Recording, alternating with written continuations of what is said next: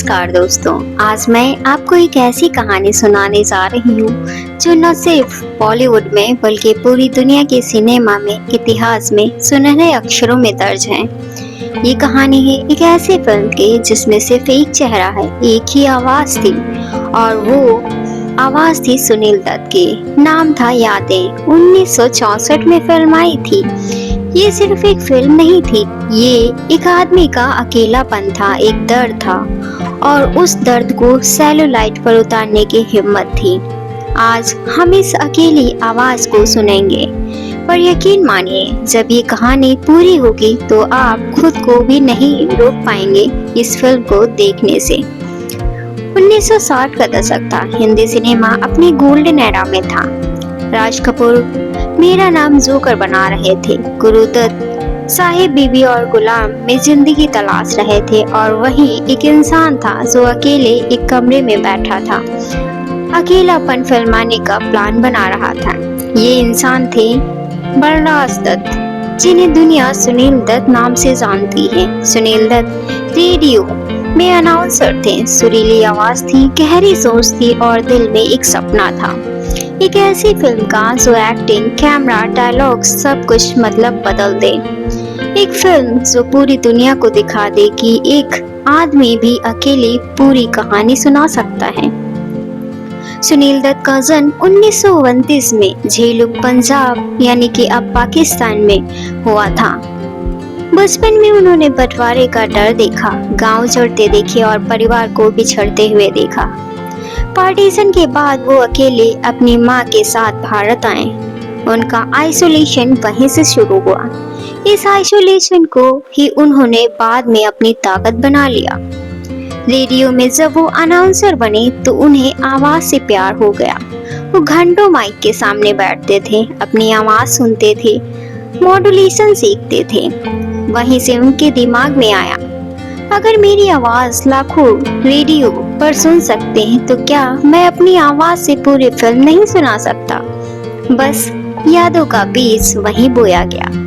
इसी बीच उनकी जिंदगी में आई नरगिस।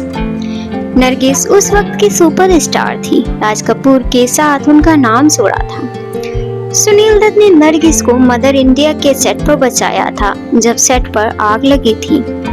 सुनील दत्त खुद आग में कूद गए थे, नरगिस को बचा लिया और वहीं से दोनों के दिल जुड़ गए थे। नरगिस ने सुनील दत्त के हर सपने को पंख दिया और जब यादों का आइडिया आया तो सबने मना किया, लेकिन नरगिस ने कहा, अगर तुम्हें लगता है ये सही है तो करो। नरगिस ही इस फिल्म के सबसे बड़े साइलेंट पार्टनर थी। अब फिल्म शुरू होती है। एक आदमी रात को घर आता है, थका था, उलझा था, जैसे हर मिडिल क्लास हस्बैंड ऑफिस से थक कर लौटता है। वो दरवाजा खोलता है पर घर खाली है, बीवी नहीं है, बच्चे नहीं है, बस यादें हैं। दीवारें उसके साथ बातें करती हैं। कुर्सी पर पड़े कपड़ों में उसे हंसी आती है। किचन की आधी जली मोमबत्ती उसे बीवी की नाराजगी की याद दिलाती है। बच्चों के खिलौने उसे पिता के तौर पर अपनी कमी दिखाते हैं। सुनील दत्त खुद अपने घर में घूमते हैं और कैमरा उनका पीछा करता है। ना कोई कट, ना कोई एडिटिंग जंप, बस एक लंबा ट्रैक शॉट। एक आदमी का अकेलापन और वो अकेलापन ही इस फिल्म का हीरो बन जाता है।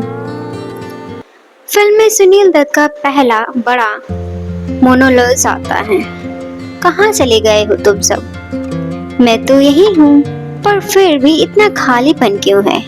ये लाइन सिर्फ स्क्रिप्ट नहीं थी, ये सुनील दत्त का खुद का डायलॉग था। कहते हैं कि इस सीन को उन्होंने एक ही टेक में किया था, 12 मिनट का नॉन स्टॉप। उस जमाने में कोई टेलीप्रॉम्प्टर नहीं था, सब याद करके बोला जाता था। बैकग्राउंड में सिर्फ एक पुरानी घड़ी टिक टिक करती थी। वो टिक टिक जैसे हर आदमी की जिंदगी की सच्चाई सुनाती है। सुनील दत्त ने डायरेक्टर, राइटर, एक्टर सब कुछ किया। कैमरा एंगल, लाइट, साउंड सब कुछ खुद चेक किया। सेट भी खुद ही डिजाइन कराया, एक सिंपल घर और एक सिंबॉलिक। हर रूम एक इमोशंस, बैकग्राउंड में मोहब्बत, किचन में बहसें, ड्राइंग रूम में रिश्तेदार और बालकनी में ड्रीम्स। हर जगह मेमोरी बिखरी थी और मेमोरी ही इस फिल्म की हीरोइन थी। तो दोस्तों, यादों का ये किस्सा यहीं से शुरू हुआ। 1963 का साल सुनील दत्त ने स्क्रिप्ट लॉक की और एक छोटा सा क्रू इकट्ठा किया। डायरेक्टर भी सुनील दत्त, एक्टर भी सुनील दत्त थे, प्रोड्यूसर भी सुनील दत्त और सिनेमेटोग्राफर के लिए एस रामचंद्र को डिसाइड किया, जो उस वक्त की डॉक्यूमेंट्री शूट करते थे। साउंड रिकॉर्डिंग मोहिंदर सिंह ने की, जो AIR रेडियो के पुराने साथी थे। बजट था नाम मात्र। एक फ्लैट लिया गया साउथ बॉम्बे में और वहीं बन गया पूरा सेट। एक ही घर में 7 रूम बनाए गए। हर रूम में लाइट डिजाइन, नाइट शोज ताकि बाहर की नॉइस ना आए। साउंड प्रूफिंग के लिए पुराने हैवी कर्टेन्स और थिक कारपेट का इस्तेमाल किया गया। कहते हैं कि पूरा क्रू सिर्फ 10 लोग थे। लाइट बॉय खुद सुनील दत्त के दोस्त थे। कैमरामैन रात को लाइट फिक्स करते थे, फिर खुद ही डॉली खींचते थे। कहते हैं कि सुनील दत्त खुद शॉट के बाद रस प्रिंट्स देखते थे और अगले दिन रीशूट करते थे। एडिटिंग टेबल उन्हीं के ड्राइंग रूम में सेट हुई और वहीं कट पेस्ट रील्स होती थी। कभी कभी 3 बजे रात को सुनील दत्त खुद सीन रीटेक करते और सिर्फ इसलिए कि उनकी आवाज सही मॉड्यूलेट नहीं हो रही है। यादों में सबसे बड़ा हीरो था मोनोलॉग। 1 घंटे और 50 मिनट की फिल्म और उसमें 1 घंटे से ज्यादा सिर्फ डायलॉग। सुनील दत्त ने डायलॉग्स की एक किताब की तरह याद किए थे। कई बार वो मिरर के सामने खड़े होते और अपने एक्सप्रेशन देखते थे। वॉइस रो इको चेक करने के लिए रेडियो स्टूडियो से पुराने माइक लाए थे। उनका कहना था कि अगर मेरी आवाज ऑडियंस के दिल में नहीं उतरी तो ये फिल्म फेल है। इसलिए हर डायलॉग को 10-10 वर्जन में रिकॉर्ड किया गया और बेस्ट टेक फाइनल कट में रखा गया। इस फिल्म की साउंड डिजाइन में मास्टरपीस थी। बैकग्राउंड में कोई एक्स्ट्रा साउंड नहीं था, बस रियलिस्टिक एम्बियंस। कभी क्लॉक के टिक टिक और कभी ग्लास के टूटने की आवाज, कभी हल्की बारिश की साउंड। ये सब लाइव रिकॉर्ड हुआ था।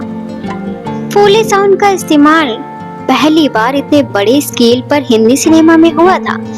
सुनील दत्त कहते हैं कि साउंड भी एक्टर है इस फिल्म में, इसलिए जब वो अलोन बोलते तो पीछे से ओल्ड वाइंड सुनाई आती, जैसे पुरानी यादों में हवा तैर रही हो। कहते हैं कि नरगिस ने स्क्रीन पर कुछ नहीं किया, लेकिन वो हर सीन में थी। नरगिस नाइट सूट में सुनील दत्त के साथ रहती थी, चाय देती थी उन्हें। रीटेक में वो स्क्रिप्ट पेजेस पढ़कर प्रॉम्प्ट करती थी। एक सीन में जहां बैकग्राउंड फीमेल हम्पिंग चाहिए थी, वहां नरगिस ने ही अपनी सॉफ्ट हम्पिंग दी थी, पर बिना क्रेडिट के।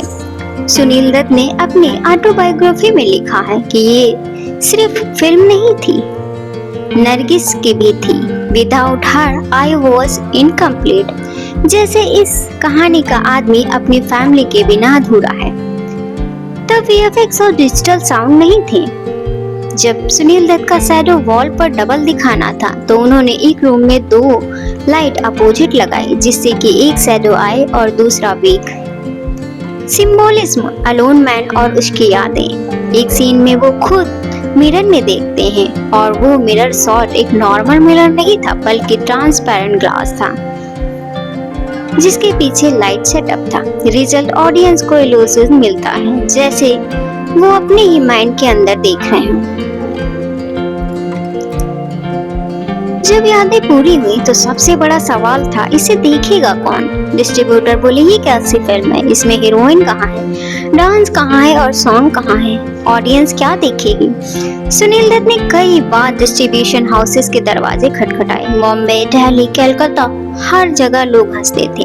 कोई कहता था ये फिल्म नहीं है, नाटक है। कोई कहता था इतने पैसे लगेंगे सिनेमा चलाने में, ऑडियंस बोर हो जाएगी। कुछ लोग तो मजाक में कहते थे एक आदमी खुद से बातें करता है और टिकट खरीद के देखेगा कौन? लेकिन सुनील दत्त रुकने वालों में से नहीं थे। उन्होंने अपनी पर्सनल सेविंग निकाली, कुछ ज्वेलरी गिरवी रखी और खुद ही प्रीमियम का इंतजाम किया।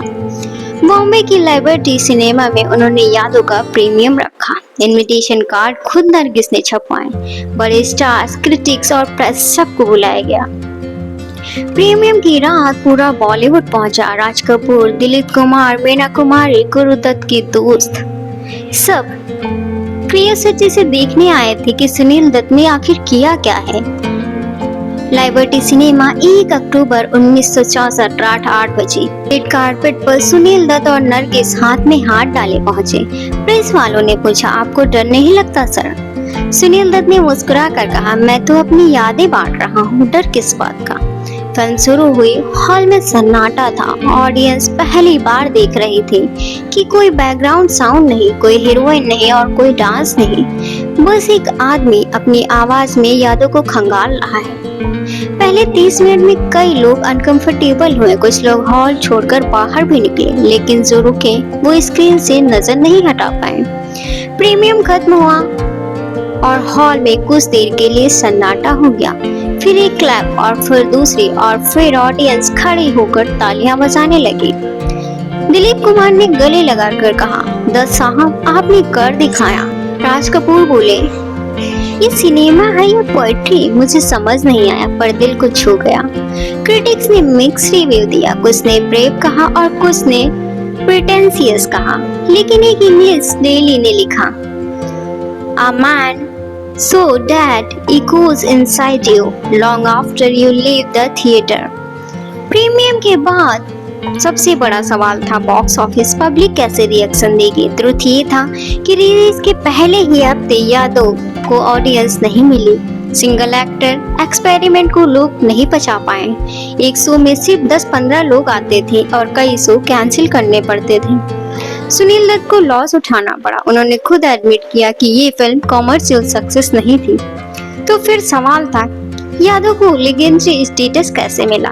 असल में इस फिल्म की ताकत थी फिल्म फेस्टिवल। जीनियस बुक ने इसे रिकॉर्ड में दर्ज किया और favourite actor in a narration film school ने इसे केस स्टडी बना दिया और डायरेक्टर ने इसे एक्सपेरिमेंटल सिनेमा की बीबल कहा। हॉलीवुड के डायरेक्टर्स ने भी इसे रिस्पांस में रखा। जी हाँ, इसमें इतनी टेक्निक्स की कोई भी इससे भाग नहीं सका। जहाँ कॉमर्शियल सिनेमा सॉन्ग, डांस और स्टार कास्ट पर बिकता था, वहीं सुनील दत्त ने दिखा दिया कि सिनेमा सिर्फ एंटरटेनमेंट नहीं, एक सॉल सर्चिंग भी हो सकता है। यादव कि भले ही टिकट काउंटर पर फेल हो गया हो पर हिस्ट्री बुक में अमर हो गई। जी हाँ, यह फिल्म ऐसी साबित हुई कि सब लोग इसे नहीं देखे, लेकिन जितने भी देखे वो सिनेमा से फिर हट नहीं पाए। जी हाँ, 1957 में मदर इंडिया का सेट था। नरगिस तब राज कपूर की फिल्म की जान थी, लेकिन इसमें भी नरगिस ने उनका साथ पूरी तरीके से दिया, उन्हें फेल नहीं होने दिया। ये आयरनी थी, एक आदमी अकेलेपन पर फिल्म बना रहा था, लेकिन उसके अकेलेपन को बना कौन रहा था? उसका प्यार। यादें इस बात का सिंबल बन गई कि कभी कभी अकेलेपन को सबसे ज्यादा समझता वही है जो हमसे सबसे ज्यादा करीब होता है। कहते हैं कि नरगिस ने कभी भी सेट पर खुद को हीरोइन फील नहीं कराया। वो लाइट मैन थी और स्पॉट बॉय की तरह भी काम किया, फैमिली ट्रीट करती थी। और जब फिल्म रिलीज हुई तो जो लॉस हुआ नरगिस ने खुद हैंडल किया। कहा जाता है कि उसी लॉस के बाद उन्होंने सुनील दत्त को पॉलिटिक्स में जाने को कहा ताकि उनका सोशल इम्पैक्ट ज्यादा हो सके। तो दोस्तों, सिर्फ यादें एक फिल्म नहीं, ये दो दिलों की लव लेटर था। एक आदमी ने अपनी बीवी की आंखों में अपनी सबसे बड़ी स्टोरी देखी और उस स्टोरी को दुनिया के सामने रख दिया। अगर आपको यह वीडियो पसंद आया हो और सुनील दत्त और नरगिस को आप पसंद करते हो तो हमारे वीडियो को लाइक कीजिए और चैनल को सब्सक्राइब कीजिए, क्योंकि हम लाते हैं देसी दिलवाले पर आपके लिए हर कुछ नया, हर रोज बॉलीवुड से रिलेटेड। मिलते हैं आपको नेक्स्ट वीडियो में, तब तक के लिए गुड बाय।